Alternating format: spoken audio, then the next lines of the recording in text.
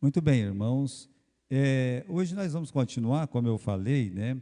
Nós temos aqui os resultados da ressurreição, ou assim, aquilo que a gente imagina que se não tem ressurreição, o que vai ser de nós se não existe a ressurreição? Por exemplo, negue a ressurreição corpórea dos crentes e você também negará a ressurreição corpórea de Cristo. O nosso texto se concentra aqui, irmãos, no versículo 12, que nem a gente falou a semana passada.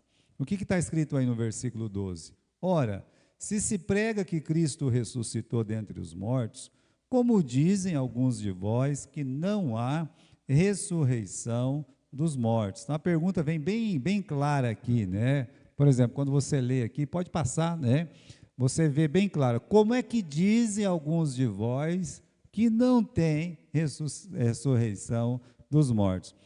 Paulo está resolvendo o problema da igreja, né? O negócio dele, irmãos, é pegar uma coisa que está tudo errada e mostrar o caminho para eles, né? É claro que Paulo, ele não vai mudar a vida de nenhum dos coríntios, ele não pode viver a vida dos coríntios. Ele não pode ir lá e falar assim, gente, ó, é o seguinte, agora não vai ter briga mais. Não, ele não podia fazer isso, ele só podia dizer assim, nós estamos aqui para trabalhar para Deus unidos, a liderança não pode ficar dividida, não era esse o problema? Né? Tinha um irmão levando o outro na justiça, ele não podia fazer nada, a não ser dizer, gente, né? Será que não tem um irmão espiritual aí que pode aconselhar esses dois a não brigar, a não ir para a justiça? Não é isso que está acontecendo? Então, a mesma coisa da ressurreição. Ele faz uma pergunta aqui no versículo 12. Pessoal, calma lá. Se não tem ressurreição dos mortos, né, como é que é isso aí? Né? Como é que dizem alguns de vós que não há ressurreição dos mortos? Né? Pastor, aquela igreja não acreditava na ressurreição de Jesus? Não é exatamente isso. O que eles não acreditavam? Eles acreditavam que Jesus morreu e que Jesus ressuscitou. Isso é uma coisa que eles acreditavam. E o que eles não acreditavam então? Eles não acreditavam que quando eu morresse, um dia eu ia ressuscitar. Entenderam? Então o problema deles não estava tanto com a ressurreição de Jesus. A questão deles era: nós não vamos ressuscitar como Jesus ressuscitou. Então, irmãos, é uma crença dúbia, duvidosa, né? Eu creio que Deus ressuscitou Jesus dentre os mortos, mas não creio que isso serve para mim, né? Vai ser possível para mim. É uma crença comum, irmãos, em muitas coisas da Bíblia. Às vezes eu olho para a palavra de Deus e vejo Deus operando tanto, aí eu falo, não, mas isso aqui é só lá no Velho Testamento, né? Isso aqui é só no tempo lá dos apóstolos. Não é assim. A gente tem que entender que o nosso Deus, ele não muda. Ele continua o mesmo ontem, hoje e para sempre. Então, às vezes, a gente escolhe partes da Bíblia para crer. Essa aqui eu creio, essa aqui eu não creio, né? A gente falou isso a semana passada. Aqui eu vou acreditar, e aqui não dá para mim acreditar. Olha, é o que o apóstolo Paulo vai tentar fazer hoje, quando ele fala assim, gente, como é que pode alguns de vocês dizer que não vai ter ressurreição, né? Ele vai falar, se não tem ressurreição, como é que é a nossa fé, como é que é a nossa pregação, como é que é a nossa esperança. Então ele está dizendo que se você tirar a ressurreição, você tira um dos tripés ali, né, uma perninha do cristianismo, da morte, sepultamento e ressurreição de Jesus. Por que a gente tem a dificuldade de acreditar em algumas coisas da Bíblia? Né? Porque, meus irmãos, não estamos ainda com aquela fé, né? Ou seja, você leu a palavra de Deus, se você gostou ou não gostou, diga amém. É muito difícil isso. Eu estava estudando o livro de 1 Samuel esses dias, e aí, imagine um menino que é colocado lá na sua casa, E você está com problema na sua casa, porque o sacerdote Eli estava com problema na casa dele. E aí Deus ficou muito triste com Eli e parou de falar com Eli. E aí o menino devia ter uns 10, 12 anos, o Samuel, ele escutou de noite aquela voz, Samuel, Samuel. Ele foi lá, o senhor está me chamando? Foi lá no Eli. Não, eu não estou te chamando não. De novo, Samuel, ele foi lá de novo. Né? Na terceira vez, o sacerdote Eli, né, olhou e disse, meu filho, quando essa voz aparecer, é Deus te chamando. Você diga, eis-me aqui, Senhor, o teu servo ouve. Ele poderia ficar com raiva do menino, vocês não acreditam? Né? Calma lá, Deus não está falando comigo, e está falando com quem? Com uma criança?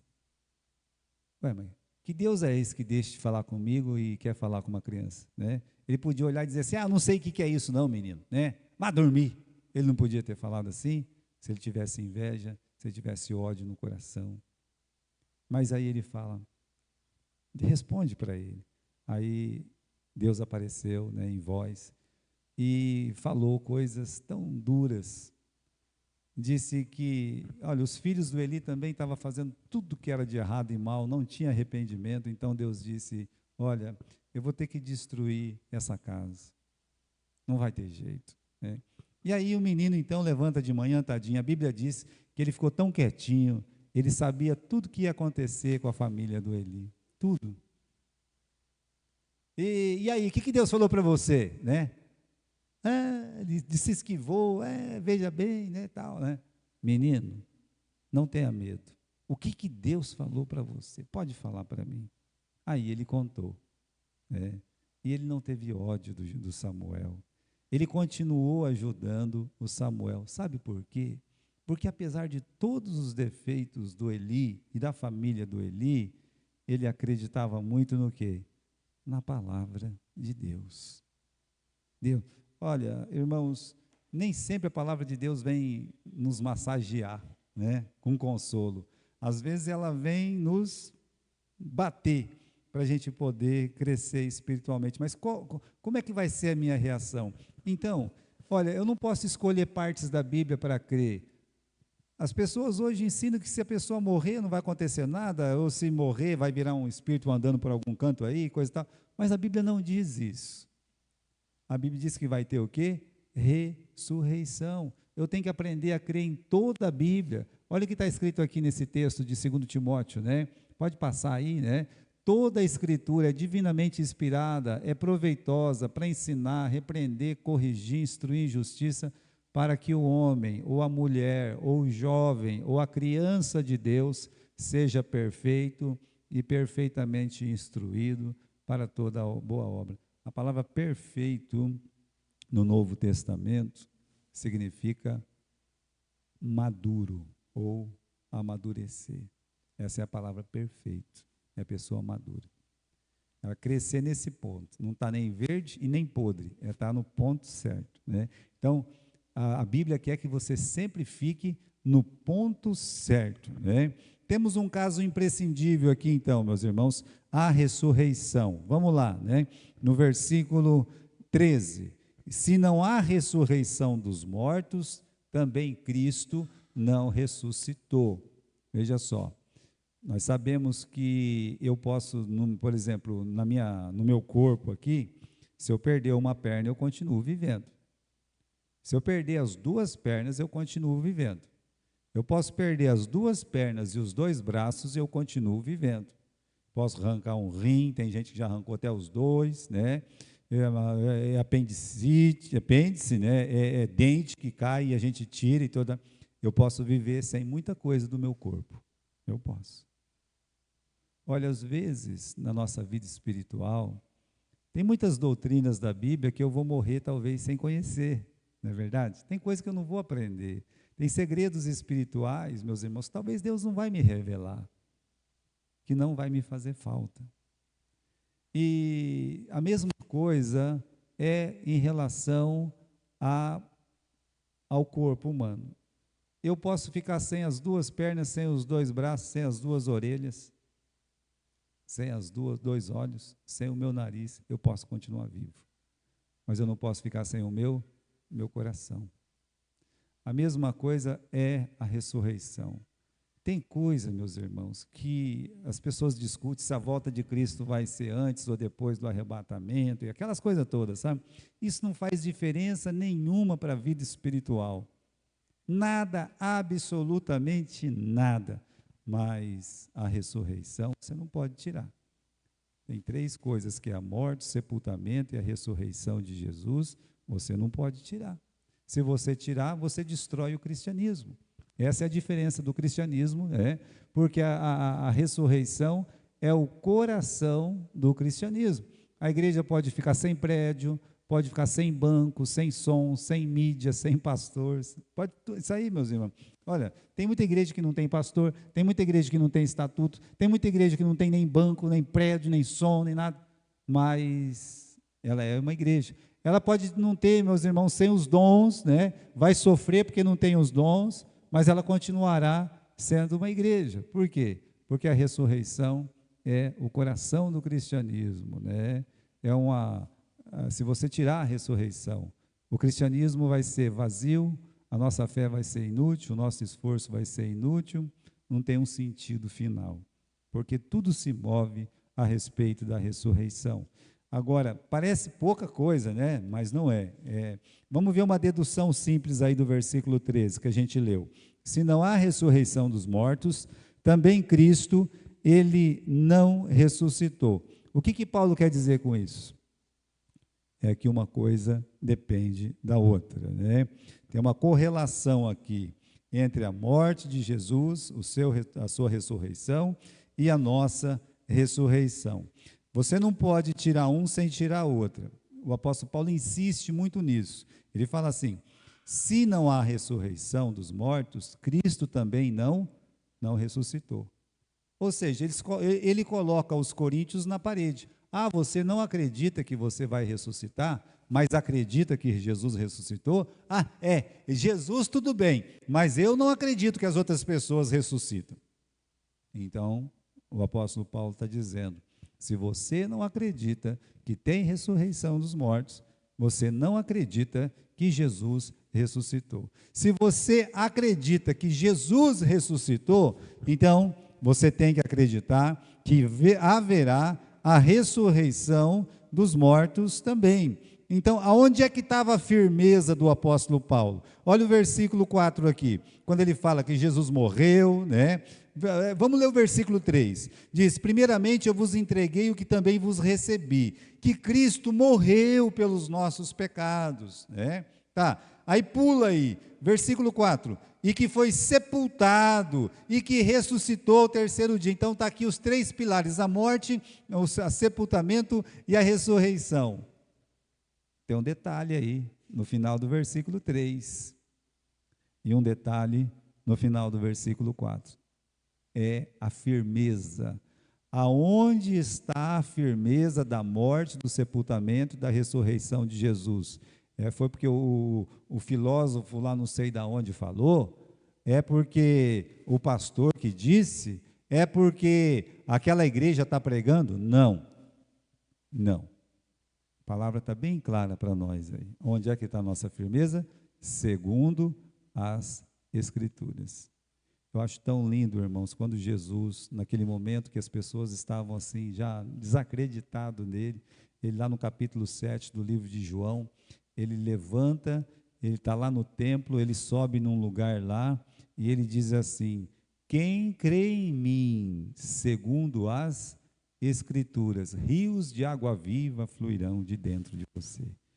Até ele, quando ele podia dizer, vocês têm que crer em mim, mas ele fala assim: quem crê em mim, segundo as Escrituras. Que paz a palavra de Deus, ela dá para nós. Então, aqui, irmãos, é uma dedução simples, A firmeza está na palavra de Deus. Agora tem essa pergunta aqui: e se Cristo não ressuscitou?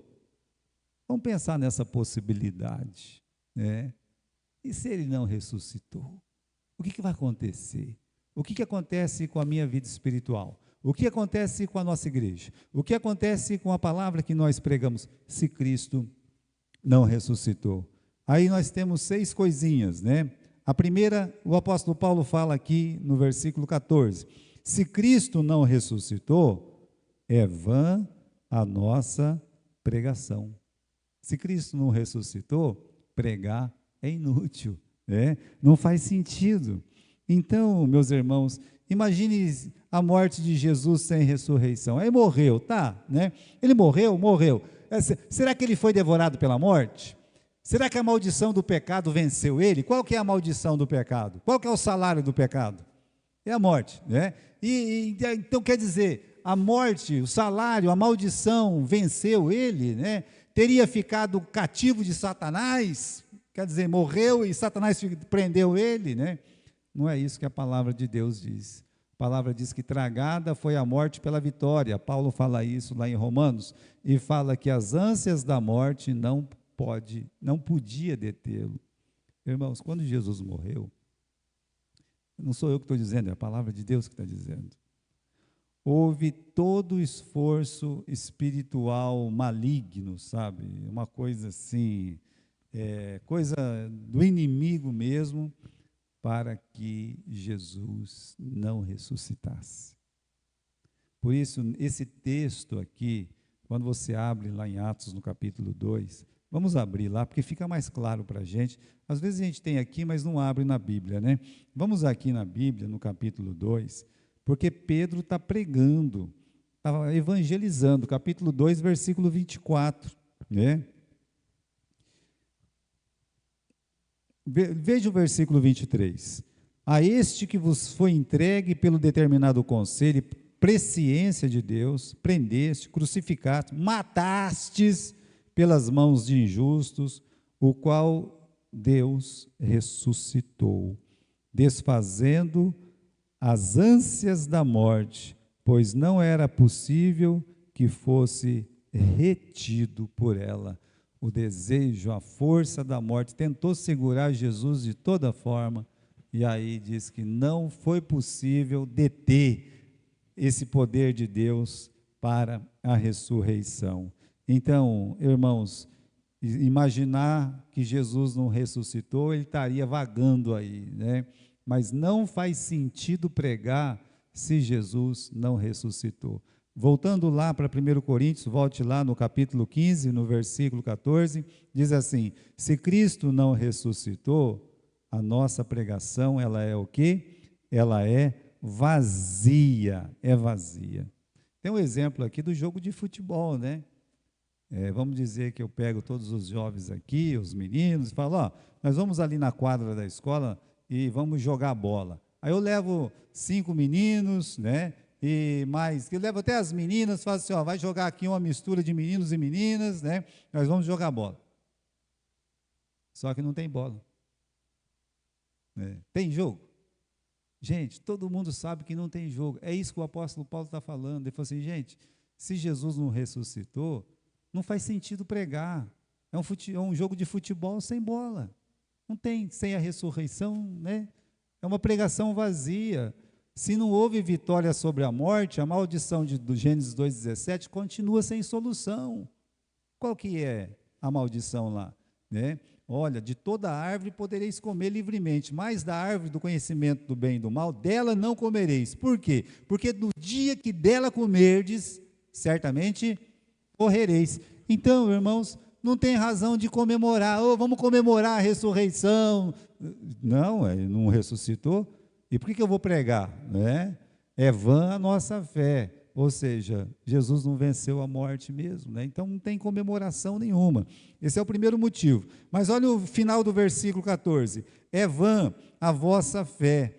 Fé é o firme fundamento das coisas que se esperam e não se vê, né?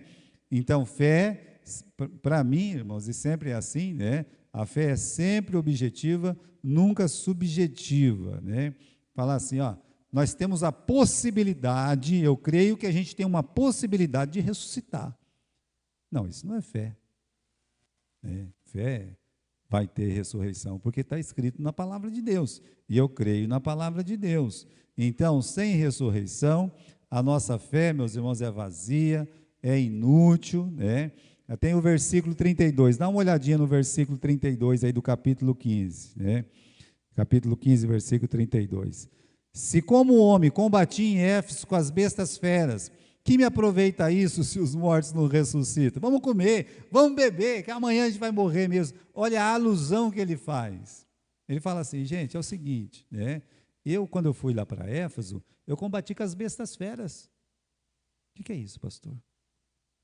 Olha, às vezes tem tanta luta na vida que só a pessoa que está lutando vai entender. A força do diabo, de Satanás contra ela, e ela vence em Cristo Jesus. Aí ele fala assim, gente, eu trabalhei tanto lá em Éfeso, mas se não tem ressurreição, é melhor comer, beber e amanhã morrer, ou seja, não faz sentido. Esse versículo 32 é muito legal, né? Porque é ele que dá realmente assim um ápice, né? No versículo 13 lá, né? É vã a nossa fé. Então, outra coisa que ele fala no versículo 15 agora, e se somos, e também somos considerados como falsas testemunhas de Deus, porque testificamos de Deus que ressuscitou a Cristo, o qual, porém, não ressuscitou. E, na verdade, os mortos não ressuscitam. Isso, ó, seguinte, tem mais uma coisa. A nossa pregação é inútil, a nossa fé é inútil. Quer saber? Se não tem ressurreição, eu, o apóstolo Pedro, o apóstolo João, o André e todos os pregadores, o pastor Gilberto, né? Nós temos lá o pastor Serginho, o irmão Américo, todo mundo é falso testemunha. Somos mentirosos. Nós somos um bando de mentirosos. Ele se qualifica como um mentiroso se não tem ressurreição. Interessante isso, né? Porque é verdade, se não tem ressurreição, por que eles estão pregando? Se eles estão pregando uma coisa que não tem, eles estão mentindo. Então o apóstolo Paulo falou assim, não, né? O Pedro foi lá em Jerusalém e mentiu. Eu fui lá em Atenas, lembra que ele lá em Atenas, um perguntou para o outro, o que ele está pregando aí? Aí o outro falou assim, eu não sei não, é uma tal ressurreição aí que ele está pregando. Então lembrar desse texto, né? Que estão zombando do apóstolo Paulo, por quê? Porque ele está pregando a ressurreição, é uma tal ressurreição? É uma tal ressurreição. Então, irmãos, Pedro, ele fez certeza da primeira mensagem dele, no capítulo 2 do livro de Atos, fala da ressurreição. E nas outras mensagens dele, ele fala da ressurreição. O apóstolo Paulo, que tem muitas mensagens dele no livro de Atos, também fala da ressurreição. Por quê? Porque é uma testemunha. Eu estou testemunhando que Jesus morreu, ressuscitou, foi sepultado e ele ressuscitou. Isso é um testemunho. Vocês vão ser minhas testemunhas, diz o apóstolo, disse Jesus à igreja, né, antes de subir. Testemunhar o quê? A minha morte, o meu sepultamento e a minha ressurreição, que eu vou voltar, né? Então, somos falsas testemunhas? Não, né? É grave essa acusação, né, que ele levanta, né? Porque Pedro, Paulo, eu aqui, você aí, estamos apenas testemunhando, segundo o quê? Olha como é grave essa questão. Porque se eu estou pregando uma coisa que não existe, quer dizer que a Bíblia está mentindo. Às vezes as pessoas, né, elas nem pensam para montar uma doutrina falsa. Nem, sabe? Por exemplo, tem igreja que usa o nome de Cristo e fala assim, que depois que a pessoa morre, ela é aniquilada. Não vai acontecer nada assim, sabe? Como assim aniquilada? Não vai acontecer nada com ela. Para agradar quem? A palavra de Deus não diz isso. Então, é muito grave, né? Paulo está dizendo, ou seja, somos testemunhas, nós não somos autores da ressurreição, né? É dizer que a Bíblia está mentindo. Quando você diz que a Bíblia está mentindo, você está dizendo que Deus é mentiroso. Então, Paulo, ele aperta o cerco aqui, aí ele dá o quarto motivo, né? E esse aqui, irmãos, é para nós mesmos. Versículo 16. Porque se os mortos não ressuscitam, também Cristo não ressuscitou. E se Cristo não ressuscitou, é vã a vossa fé. Já falou, está repetindo isso. Mas olha o que ele diz no final do versículo 17. E ainda permaneceis nos vossos pecados. Isso aqui dá uma luz muito grande para a gente, né? A palavra de Deus no versículo 3 aí, diz que Cristo morreu. Olha o versículo 3 aí do capítulo 15. Cristo morreu por quê? Pelos nossos pecados. Ele morreu pelos nossos pecados, correto? Então, olha a luz que aparece aqui, tá bom? Mas ele ressuscitou por quê? Não está escrito no versículo 3. Mas olha o que está escrito lá no livro de Romanos, capítulo 4, versículo 25, né? O que significa a ressurreição de Jesus para nós? Muito importante isso. Ele foi entregue à morte pelos nossos pecados e ressuscitou. Ele ressuscitou pelos nossos pecados? Não. Ele morreu pelos nossos pecados. Mas ele ressuscitou para quê então? O que está escrito lá? Para nossa justificação. O que é isso, pastor? O que é morrer pela justificação? É quando Deus, nós falamos muito sobre isso no capítulo 3 de Romanos. É Deus nos declarando o quê? Justos. Deus está nos declarando justos. Então, a ressurreição de Jesus é o recibo da vitória sobre a morte. É a prova que Jesus morreu e o seu sangue foi suficiente para pagar a nossa culpa, limpar os nossos pecados diante de Deus, né? Sem ressurreição, eu não tenho esse recibo, mas também ninguém tem esse recibo. Faz alguns anos, eu tinha ido lá no Macro, né, a primeira vez que eu tinha um cartãozinho do Macro, vou usar isso aqui, né? Acho que eu fui comprar pneu na época, né? E aí, então, comprei 2 pneus. Estava saindo com os pneus assim, né? Eu sempre saio do mercado, nunca tinha acontecido isso comigo, né? Aí, stop, para aí, né? E aí, o que ele pediu? O comprovante. Mas puxa vida, eu acabei de sair do caixa ali, né? Eu sorteio o comprovante dos pneus. Né? Tá. E se eu não tenho o comprovante? Veja só, né? O recibo é muito importante. Olha, irmãos, a gente não valoriza a ressurreição de Jesus. Mas o que esse capítulo 4 de Romanos, no versículo 25, está dizendo é que a ressurreição é o recibo da justificação. Você está recebendo ali aquela vitória sobre os seus pecados e também sobre a morte. Então, é como se o pai dissesse assim, se não tem esse recibo, né? Olha, Jesus morreu, mas se ele não tivesse ressuscitado, é como se morreu, mas não valeu, entendeu? Como ele ressuscitou, é a prova cabal de que você tem seus pecados perdoados, justificados diante de Deus.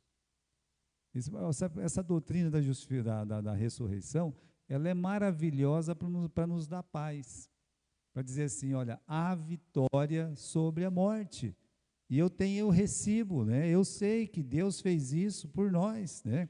Continuando aqui, irmãos, tem um quinto motivo que o apóstolo Paulo menciona, é que se não tem ressurreição, no versículo 18, os que dormiram em Cristo, eles estão perdidos. Então, nós não vamos tratar da palavra dormir agora, né? Que é um eufemismo para a morte. Isso aqui tem uma heresia aí do sono da alma, que eu não quero entrar nesse assunto hoje, porque ele é complicado, mas eu vou tratar disso ainda no capítulo 15, né? É para onde iria a alma dos cristãos sem a ressurreição? Vamos dizer, não tem ressurreição? Não.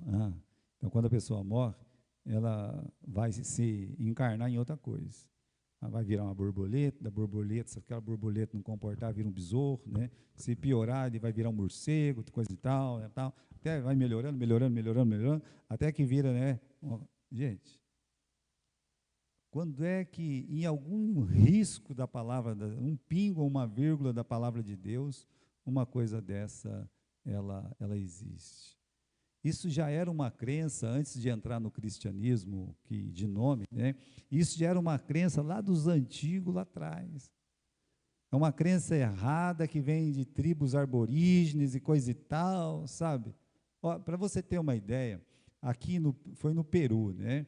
Quando chegaram aqueles missionários em 1955 no Peru, Tem até um filme sobre isso, você pode assistir esse filme, né? Eles chegaram e os aborígenes, os índios que estavam lá, mataram eles. Pegava aquelas lanças assim e matava eles, né? Não ficou nenhum vivo, né? Mas tinha um motivo de matar. Por que eles matavam? Eles achavam que eles não estavam fazendo uma coisa ruim, sabe?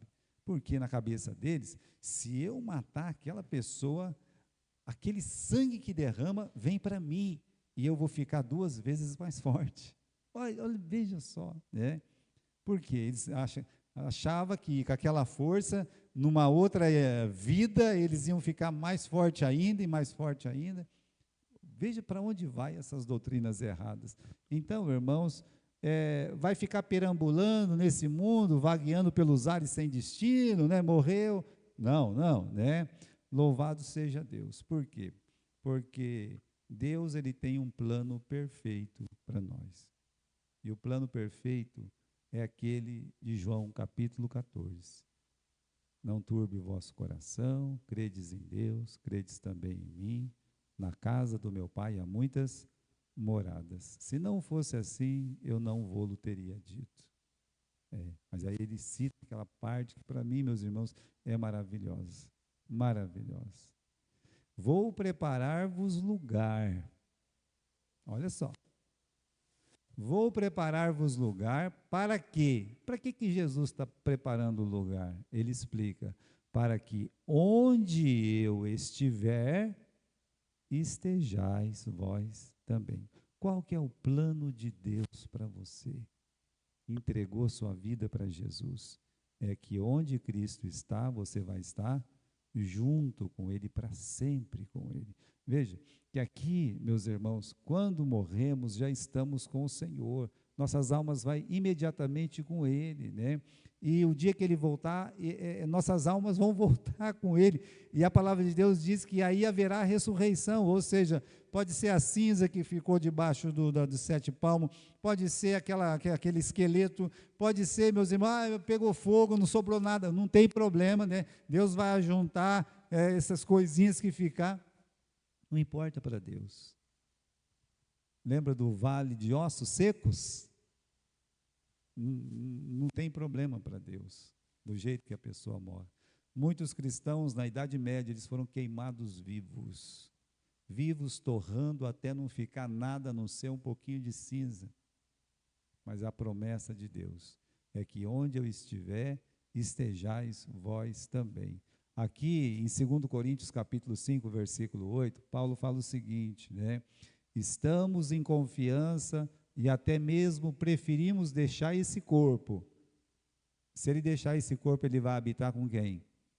E habitar com o Senhor.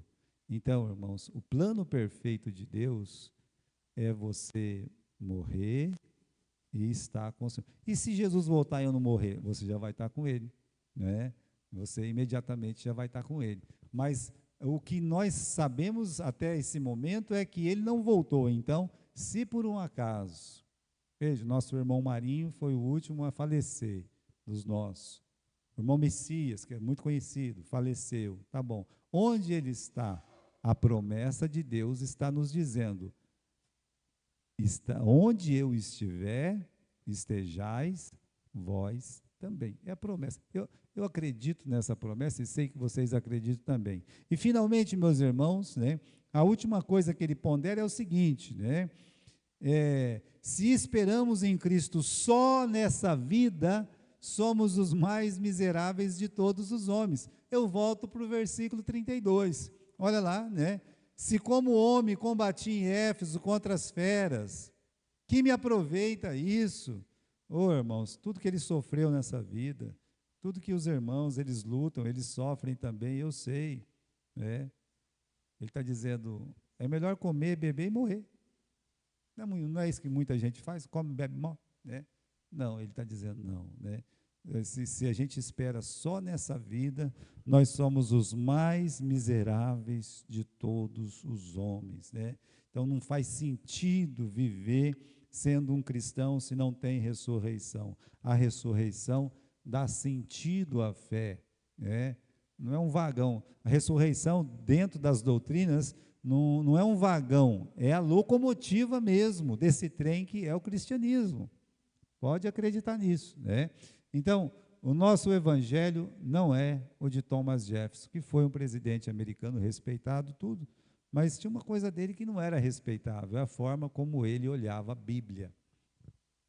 Ele não acreditava em nada de sobrenatural da Bíblia, inclusive da vida de Jesus. Então, o que ele fez? Ele escreveu o seu próprio evangelho. Como? O evangelho de Thomas Jefferson. Como ele escreveu? Ele não acrescentou nada, ele não colocou uma palavra que fosse dele. Ele apenas tirou todos os atos miraculosos, sobrenaturais sobre Jesus. Então, onde tem um milagre, ele omitiu. Sabe? Onde teve a ressurreição lá, ele omitiu, né? E aí ele omitiu também a história depois da ressurreição. O evangelho de Thomas Jefferson acaba aqui, né? Ali deitaram Jesus, rolaram uma grande pedra para a entrada do túmulo e partiu. Acabou o evangelho dele. Acabou. Por quê? Porque a partir daí é só um milagre. No terceiro dia, o que aconteceu? Ele ressuscitou. Não, isso eu não posso escrever. Por quê? Porque eu não acredito na ressurreição.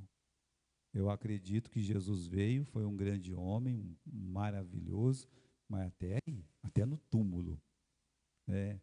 No túmulo de Jefferson tem ossos, ou cinzas, ou um corpo ainda em fase de putrefação.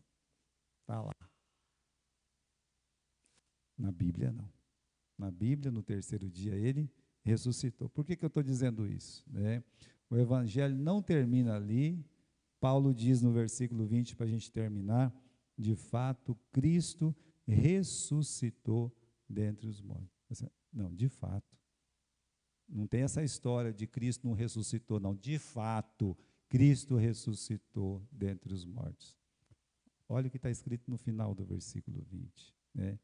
Isso é o que a gente vai falar na semana que vem. Sendo ele o quê?